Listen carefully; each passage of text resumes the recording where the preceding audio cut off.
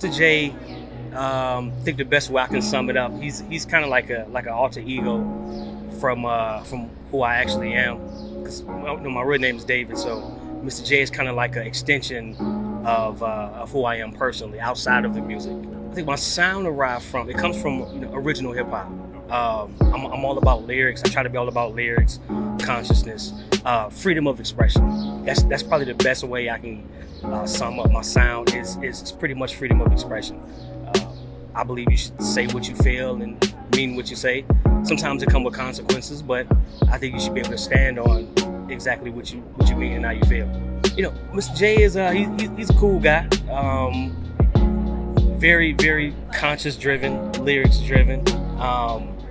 He definitely understands his awareness in life, and he understands his society in the world of life. And he's still trying to find his place, but he's still free to be himself and not let the world change him, not let the world exclude him from things that he want to be involved in.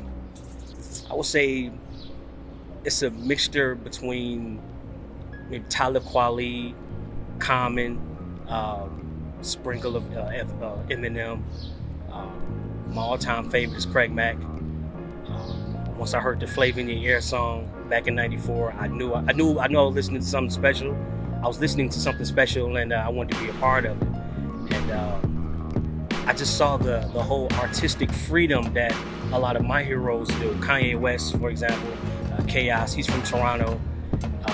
These guys they're all about being themselves. So it gave me an even bigger reason to be myself as well. And because I see how they express themselves artistically in their music, and I just wanted to be on the same level as them. Nas, I can't forget Nas, him as well. Yeah. I looked at Detroit, the city of Detroit, how it's spelled, and I knew I wanted to make something out of the words Detroit. So I just took a couple of words and took them out, switched them around, and I came up with D-RIOT. Everybody know about the riots in the '60s, and the thing I love about Detroit is that it's a fighting city. We just have this Detroit spirit about us that's always keep moving, keep going, keep grinding, keep rebellion, and I feel like that represents me 1,000%. The whole free stuff, be yourself, express how you feel. That's what D-RIOT pretty much came from.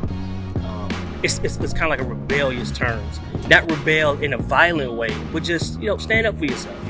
Speak how you feel, throw down if you need to, walk away if you need to. But just do what makes you feel good. And you don't have to live up to nobody's expectations except yours. That's what D-RIOT really means to me. Yes, the main thing I'm always expressing is be free to be yourself. I know I said that a lot. I can't stress it enough. I'm just on this free to be me kick. I consider myself different. I'm straight edge. For those who don't know what that is, I don't drink, I don't smoke, I don't do drugs. I don't confine myself to society. I don't let society define me. I tell society who I am, what I'm not, and that's how I live my life. And I always suggest everybody live their life based on their rules and what's good for them. One thing about hip hop is that it gives you this freedom of speech. I never looked at a hip hop book and it said you had to be a trap rapper, you had to do drugs, you had to drink. Hip hop to me was always based on skill. And I know a lot of artists do promote drugs and violence and things like that, and that's their background. That's not my background.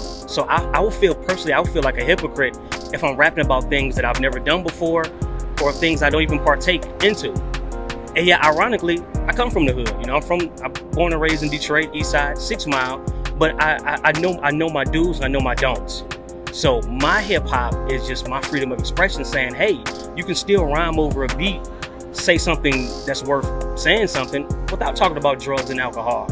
Who says you have to talk about drugs and alcohol to do music? Music shouldn't be limited just to 1 or 2 topics. Music is unlimited. It's colorblind. It's universal. Everybody loves music. So it's like, why not be yourself? And so that's what I do in every record. Honestly, ironically, the city motivates me a lot. Coming up in east side of Detroit, 6 Mile. I grew up in a 2-parent home. I was blessed, but my parents were very hard workers. They God bless them, they still work to this day. They always kept jobs and they always did what they had to do to provide for the family. But they did it the right way. They didn't have to go out in the streets. They didn't have to sell their soul. they did it the right way. So my parents always showed me, David, work hard, keep your nose to the grind, and you can be successful. You don't have to take shortcuts. But also the other side of the coin, I saw people in my area take shortcuts. I lived next door to a trap house, and the trap house will move across the street, then they'll move down the street. So I saw I saw both sides of the coin. What it's like to go down the straight and narrow, and what it's like to go down the crooked way. I chose the straight and narrow because that's just who I am. I could have failed on both sides of the coin. I didn't want to.